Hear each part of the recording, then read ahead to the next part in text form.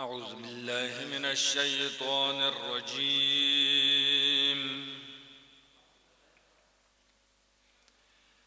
بسم الله الرحمن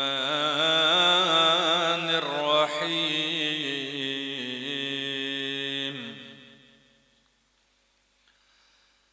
ياسين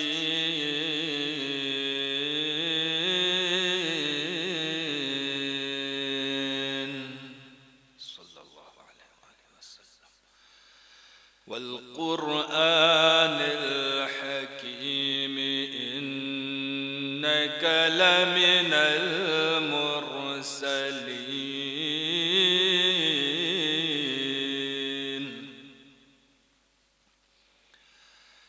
إنك لمن المرسلين على صراط مستقيم.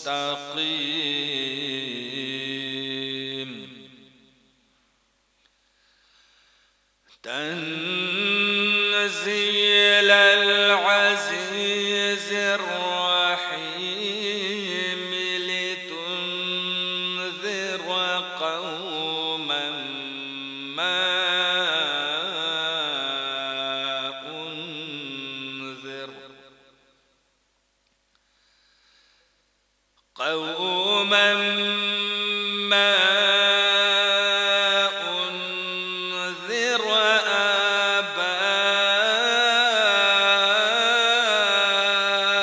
آباؤهم فهم غافلون.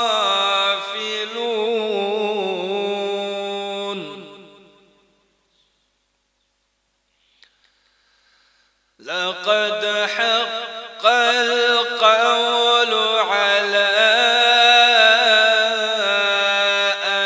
أكثرهم فهم لا يؤمنون.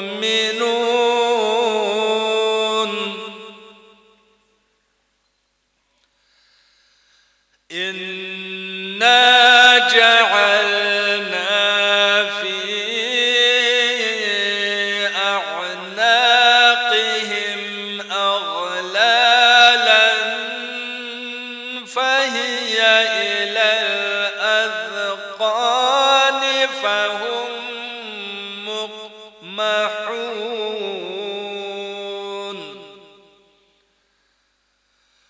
وجعلنا من بين أيديهم سدا ومن خلفهم سدا فأغشيناهم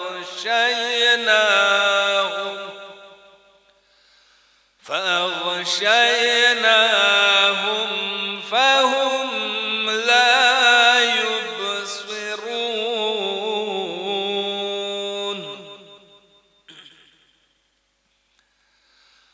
وسواء عليهم أأنذرتهم أم لم تنذرهم لا يؤمنون.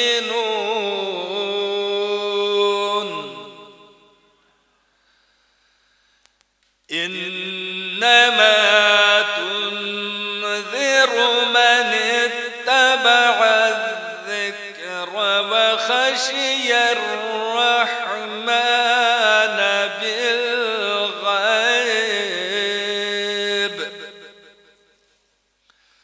فبشره بمغفرة وأجر كريم.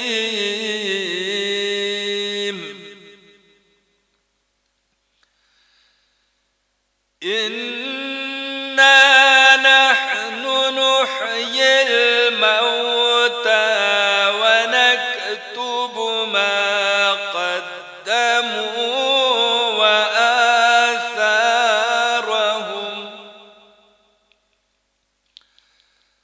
وكل شيء أحصيناه في إمام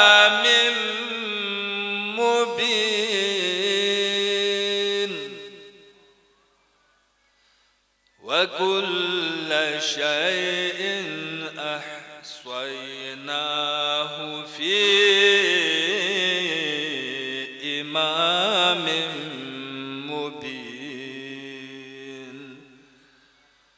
صدق الله العلي العظيم.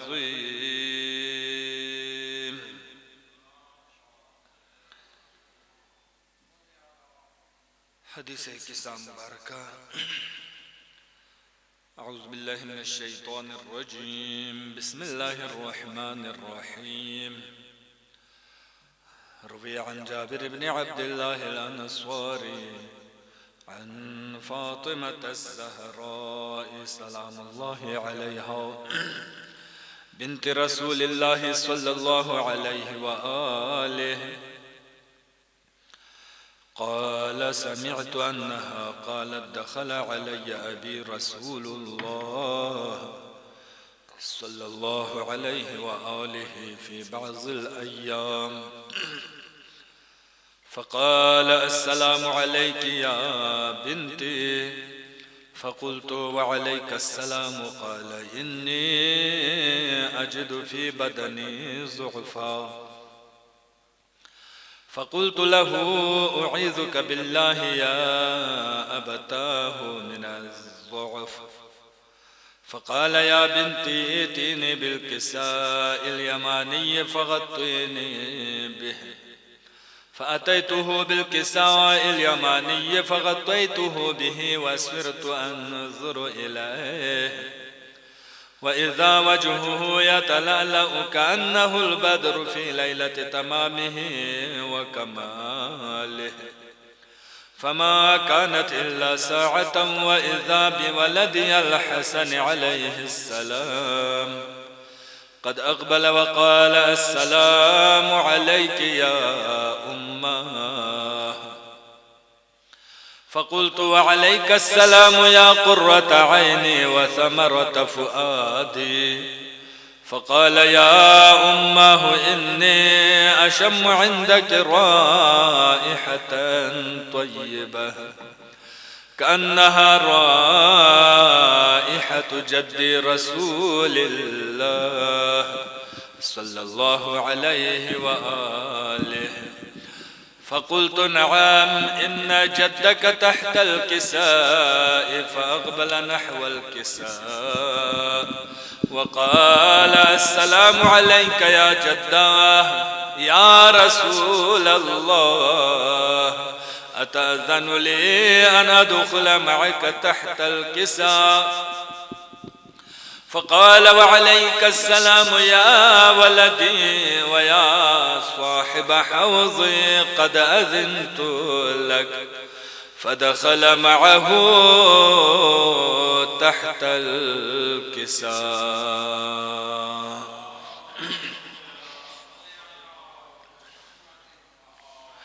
فما كانت إلا ساعة وإذا بولدي الحسين عليه السلام قد أقبل وقال: السلام عليك يا أماه. فقلت: وعليك السلام يا ولدي ويا قرة عيني وثمرة فؤادي. فقال لي: يا أماه إني أشم عندك رائحة طيبة كأنها رائحة جد رسول الله صلى الله عليه وآله. فقلت: نعم، إن جدك وأخاك تحت الكساء. فدنا نحو الكساء وقال: السلام عليك يا جداه يا رسول الله، السلام عليك يا من اختاره الله، أتأذن لي أن أكون معكما تحت الكساء؟ قال: وعليك السلام يا ولدي ويا شافع أمتي، قد أذنت لك. فدخل معهما تحت الكساء.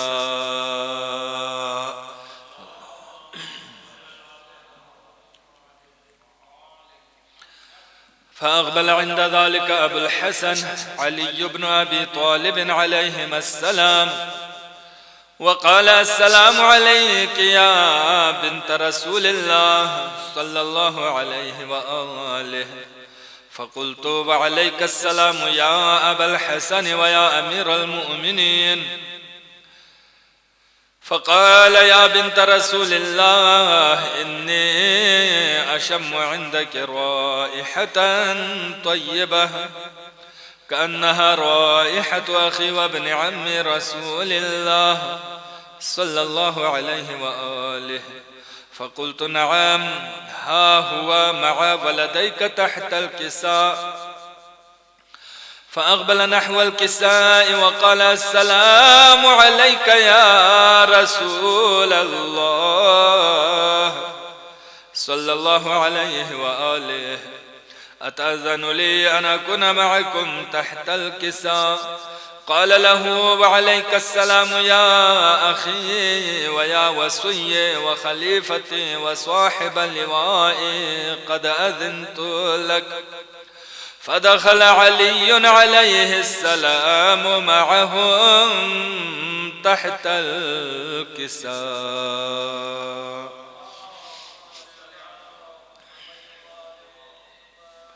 ثم أتيت نحو الكساء وقلت: السلام عليك يا أبتاه يا رسول الله صلى الله عليه وآله. أتأذن لي أن أكون معكم تحت الكساء؟ قال: وعليك السلام يا بنتي ويا بزعتي، قد أذنت لك. فدخلت معهم تحت الكساء. فلما اكتملنا جميعا تحت الكساء، أخذ أبي رسول الله صلى الله عليه وآله وسلم بطرفي الكساء وأومأ بيده اليمنى إلى السماء وقال: اللهم إن هؤلاء أهل بيتي وخاصتي وحامتي، لحمهم لحمي ودمهم دمي، يؤلمني ما يؤلمهم ويحزنني ما يحزنهم. أنا حرب لمن حاربهم وسلم لمن سالمهم، وعدو لمن عاداهم ومحب لمن أحبهم. إنهم مني وأنا منهم، فاجعل صلواتك وبركاتك ورحمتك وغفرانك ورضوانك علي وعليهم، وأذهب عنهم الرجس وطهرهم تطهيرا.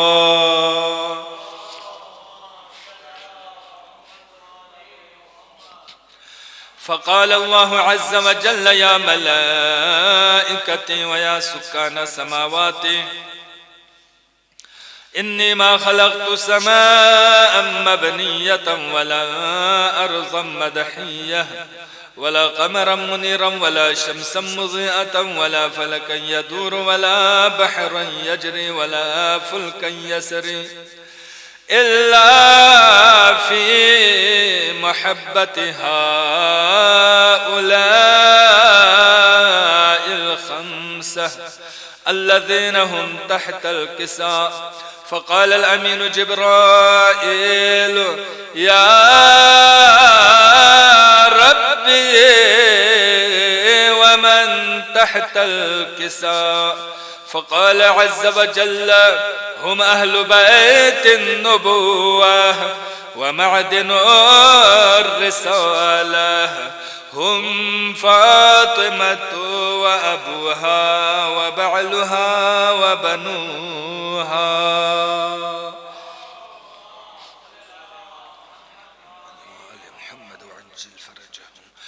فقال جبرائيل: يا ربي تأذن لي أن أهبط إلى الأرض لأكون معهم سادسا؟ فقال الله نعم قد أذنت لك. فهبط الأمين جبرائيل وقال السلام عليك يا رسول الله صلى الله عليه وآله. العلي الأعلى يقرئك السلام ويخصك بالتحية والإكرام ويقول لك وعزتي وجلالي إني ما خلقت سماء مبنية ولا أرضا مدحية ولا قمرا منيرا ولا شمسا مضيئة ولا فلكا يدور ولا بحرا يجري ولا فلكا يسري إلا لأجلكم ومحبتكم. وقد أذن لي أن أدخل معكم فهل تأذن لي يا رسول الله صلى الله عليه وآله وسلم؟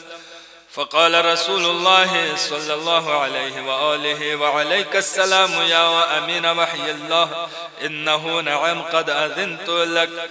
فدخل جبرائيل معنا تحت الكساء فقال لأبي إن الله قد أوحى إليكم يقول إنما يريد الله ليذهب عنكم الرجس أهل البيت ويطهركم تطهيرا.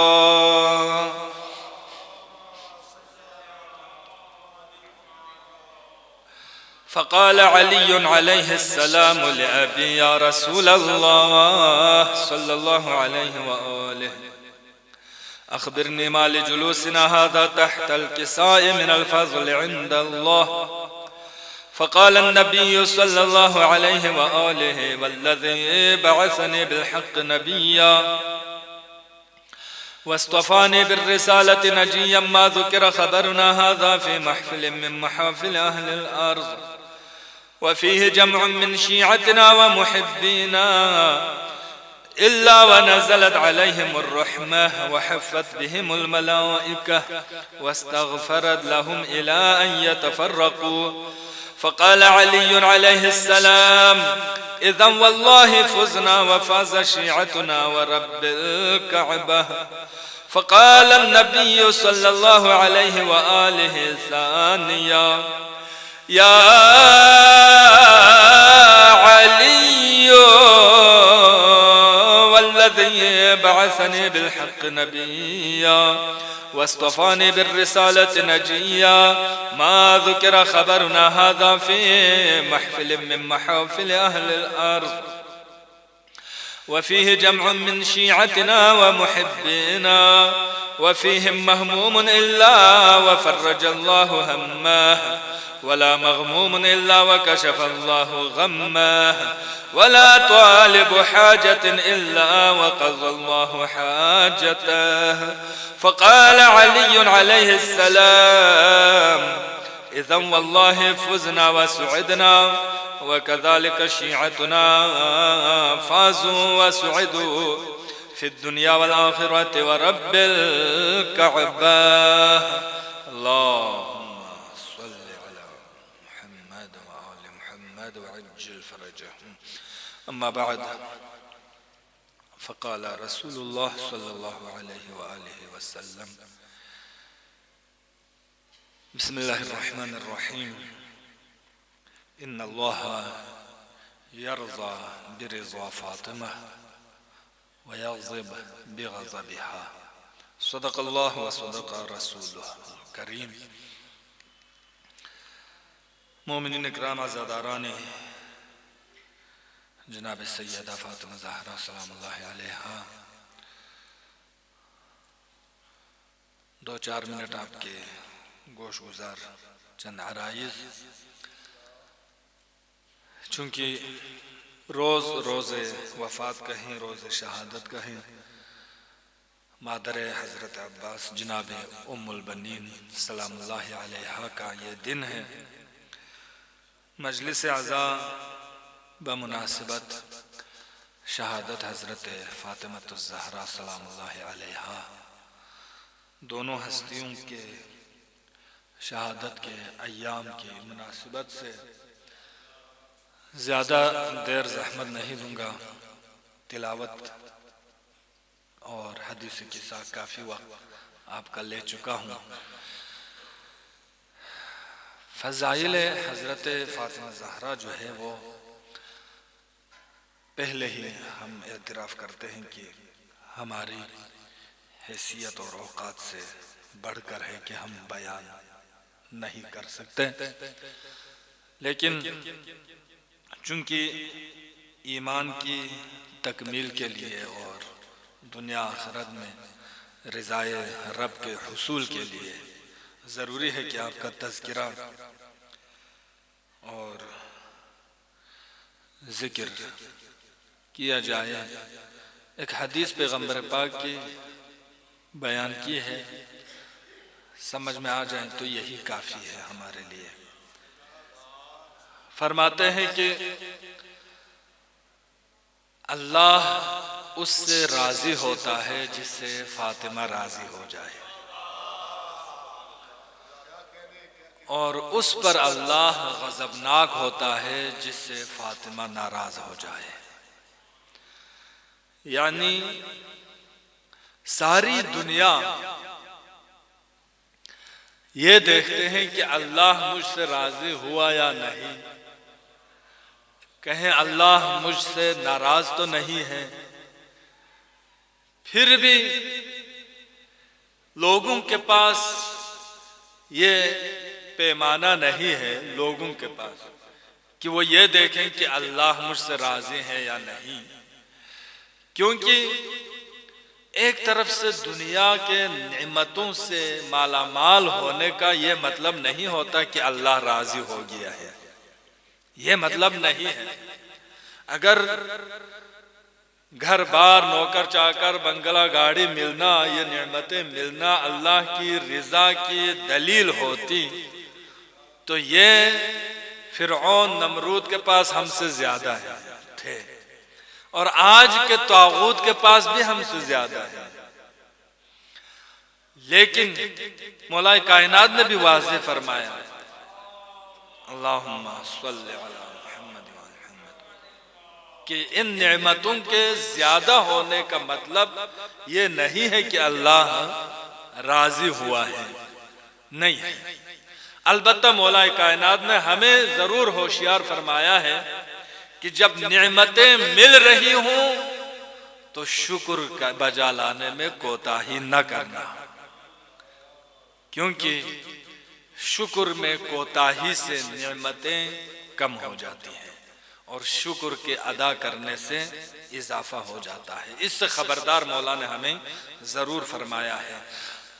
کہنا یہ چاہ رہا ہوں کہ لوگوں کے پاس یہ پیمانہ نہیں ہے کہ وہ یہ دیکھیں کہ اللہ ہم سے راضی ہوا ہے یا نہیں، کہیں اللہ ہم سے ناراض تو نہیں ہے، لیکن ہمارے پاس یہ پیمانہ ہے۔ کیا ہے؟ کسی کے ناراض ہونے اور خوش ہونے کے آثار اس کے چہرے سے ہوتا ہے، اس کے چہرے سے ہوتا ہے۔ ہم ائمہ معصومین علیہم السلام کو وجہ اللہ کا وجہ چہرہ الہی مانتے ہیں، تو ہم یہ دیکھنا چاہتے ہیں کہ اللہ ہم سے راضی ہے یا نہیں، کہیں ہم سے ناراض تو نہیں ہے۔ تو ہمیں چاہیے کہ ہم معصومین کی طرف دیکھیں، اگر وقت کا امام ہم سے راضی ہے تو سمجھو اللہ راضی ہے، اور اگر وقت کا امام ہم سے ناراض ہے تو اللہ ہم سے ناراض ہے۔ یہی مطلب ہے کہ جس سے فاطمہ راضی اس سے اللہ راضی ہے، اور جس سے جناب فاطمہ ناراض۔ اب معلوم ہوا کہ ساری دنیا، ساری کائنات یہ دیکھتی رہ جاتی ہے کہ اللہ ہم سے راضی ہے یا نہیں، تو اللہ جس کی رضا اور جس کی ناراضگی دیکھے اس سے فاطمہ کہتے ہیں۔ اللہ اسی سے راضی ہوتا ہے جس سے فاطمہ زہرا راضی ہو جائے، اور اسی سے ناراض ہوتا ہے جس سے فاطمہ زہرا ناراض ہو جائے۔ المختصر، آج ہم دیکھنا چاہتے ہیں کہ ہم فاطمہ زہرا کو راضی کیسے کر سکتے ہیں اور آپ کی ناراضگی سے کیسے بچ سکتے ہیں۔ تو اس کا یہی حل ہے کہ ان کے فرزند جسے ہم اپنے دلوں کا چین سمجھتے ہیں، یوسف زہرا سمجھتے ہیں، ولی عصر سمجھتے ہیں، حجت خدا سمجھتے ہیں، اس حجت کا ساتھ دینے میں کوتاہی نہ کریں، کمزوری نہ دکھائیں۔ اگر آج ہم نے واجبات دین کو چھوڑ دیا تو صاف یہ اعلان ہے ہماری طرف سے کہ ہم نے مثلا میں نے آج اگر نماز قضا کی تو یہ میں نے صرف نماز قضا نہیں کی ہے، اپنے عمل سے بتایا کہ امام کا ساتھ چھوڑ دیا، نماز چھوڑ دی امام کو چھوڑ دیا، روزہ چھوڑ دیا امام کو چھوڑ دیا، سچ کا ساتھ چھوڑ دیا امام کو چھوڑ دیا، حق کو چھوڑ دیا امام کو چھوڑ دیا، خدا نہ خواستہ کسی گناہ کا ارتکاب کیا، غیبت، چغلی، حسد، کینہ، عداوت، بغض جیسے شرک، نفاق، ان کا ارتکاب کیا تو بھی امام کا ساتھ چھوڑ دیا۔ ان سب کے بجا لانے کے بعد اگلا مرحلہ یہ آتا ہے کہ اس روئے زمین پر برپا ہونے والے فسادات کے لیے ہم نے کیا کردار انجام دیا۔ آج دنیا میں کفر، منافق، نفاق، شرک یہ سب مل کر ایمان والوں کو اور آل محمد کے چاہنے والوں کو ختم کرنے کے، اس صفحہ ہستی سے مٹانے کے در پہ ہیں۔ آپ دیکھ رہے ہیں خصوصاً شام کا جب واقعہ پیش آیا ہے تو پھر سارے چہرے بے نقاب ہو چکے ہیں۔ آج ہر مومن کو یہ سوچنا چاہیے کہ وقت کا امام اگر ظاہر ہوتے، ظہور فرمایا ہوتا تو امام کیا کرتے؟ یقیناً امام بیت المقدس کی حمایت میں، نصرت میں کھڑے ہوتے، یقیناً امام فلسطین و غزہ کے مسلمانوں کے تحفظ کی فکر کرتے، پار چنار کے مومنین کے تحفظ کی فکر کرتے، شام، عراق، یمن میں مومنین، مظلومین، مسلمین جتنے بھی ہیں ان کے تحفظ کی فکر کرتے۔ بس یہی نتیجہ ہم سب کے لیے درس ہے، سبق ہے کہ ہم فرزند زہرا کو خوش کرنے کے لیے کفر اور طاغوت اور شرک، نفاق، منافقوں کے خلاف کھڑے ہو کر فرزند زہرا کا ساتھ دیں۔ یہ ہماری ذمہ داری ہے۔ اگر ہم نے یہ کام کیا، اور اس کام کے لیے ضروری نہیں آپ شام پہنچ جائیں، آپ فلسطین پہنچ جائیں، آپ یہیں گھر میں بیٹھ کر اور کچھ نہیں اپنے موبائل پر بھی میڈیا وار کر سکتے ہیں، میڈیا پہ بھی اپنے کردار ادا کر سکتے ہیں، بہت سارے پروپیگنڈوں کا جواب دیتے ہوئے اور حقانیت کو سامنے لاتے ہوئے اور اظہار نفرت اور اظہار براعت کرتے ہوئے کل کے دشمن زہرا اور آج کے دشمن زہرا جو بھی دشمن ہے اس پر لعنت کرتے ہوئے اپنے ایمان کی تکمیل کا بھی اعلان ہوگا۔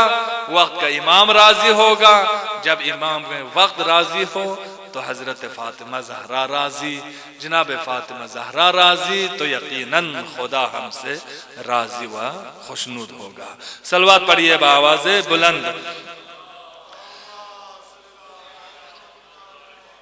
التماس سے دعا۔ بسم اللہ الرحمن الرحیم۔ الہی بحق فاطمة الزہرا سلام اللہ علیہ وآبیہا وبعلہا وبنیہا وسر المستودع فیہا، بار الہا پروردگارہ اس مقام پر فرش عزا کا بچھانا اور ہم سب کا اس فرش پہ حاضر ہونا، تمام پڑھنے والوں کی پڑھایاں، سننے والوں کی سماعتوں کو، بانیان کی خدمات، ان کی سعی اور کوششوں کو، خرچ اخراجات سب اپنے حضور میں بارگاہ جناب سیدہ میں قبول و منظور فرما۔ بار الہ پروردگارہ بانیان کے توفیقات خیر میں رزق حلال میں اضافہ فرما، رزق حلال سے انہیں مالا مال فرما۔ پروردگارہ جناب سیدہ کی رضا ہم سب پہ شامل حال فرما۔ بار الہ پروردگارہ بانیان جتنے بھی جوانان بزرگان ہیں ان کو صحت و سلامتی و طول عمر عطا فرما، ان کے اہل و عیال بال بچے سب کو صحت و سلامتی عطا فرما، ان کے بچوں کو دین دنیا آخرت میں تعلیمی میدان میں کامیاب فرما، تمام ان کے گھریلو پریشانیاں دور فرما، حاجتوں کو پورا فرما۔ بار الہ بانیان کے مرحومین کی مغفرت بلندی درجات فرما، اس کار خیر کا ثواب ان کی ارواح کو اسوال فرما، جوار معصومین علیہ السلام انہیں مقام عطا فرما، ہم سب کے صغیرہ کبیرہ گناہ معاف فرما۔ پروردگارہ ہم سب کے مرحومین کی اور تمام مومنین مومنات مرحومین مرحومات کی مغفرت بلندی درجات فرما۔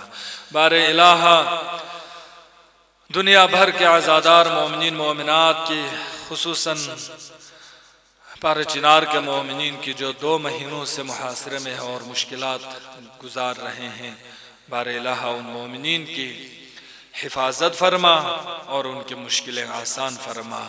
دنیا بھر کے مظلومین کی خصوصاً فلسطین و غزہ، شام و عراق، لبنان و یمن کے مظلومین مومنین مسلمین کی حفاظت فرما، ان کی خدایا غیبی مدد فرما، اس جنگ میں انہیں فتح اور کامیابی عطا فرما۔ امریکہ و اسرائیل سمیت شیطانی یزیدی ظالم باطل طاقتوں کو ذلیل و رسوا فرما۔ بار الہ جیسے کہ ہمارے مقاومت کے جوانوں کے اور مزاحمتی تنظیموں کے جوانوں کے یہ بقول ہے، وہ کہتے ہوتے تھے جب سخت مشکلات میں ہم ہوتے تھے تو پھر ہم جناب فاطمہ زہرا کو یاد کرتے تھے تو ہم اس معرکہ میں اس محاذ میں سرخرو ہو جاتے تھے، فتح یاب ہو جاتے تھے۔ یقیناً ہر مسئلے کا حل، ہر مشکل پریشانیوں کا حل اور ہر حاجتوں کا دروازہ جناب سیدہ زہرا ہے۔ بار الہ پروردگارہ شیطان اور یزیدی سوچ اپنے عروج پر دندناتے پھر رہی ہیں، پروردگارہ حضرت فاطمہ زہرا کا واسطہ آل محمد کی سوچ اور فکر کو لے کر اٹھنے والے مزاحمتی اور انقلابی پاسداران کے جوانوں کو اس معرکہ میں فتح سے سرخرو فرما اور اسرائیل کے ناپاک وجود کا خاتمہ فرما۔ بار الہ ولی عصر حجت حق امام زمان کے ظہور میں تعجیل فرما، مولا پاک کے سپاہیوں میں ہم سب کا شمار فرما۔ ربنا تقبل منا انك انت السميع العليم وتب علينا انك انت التواب الرحيم بحق محمد وآله الطاهرين بفضلك ورحمتك يا ارحم الراحمين۔ اللهم صل على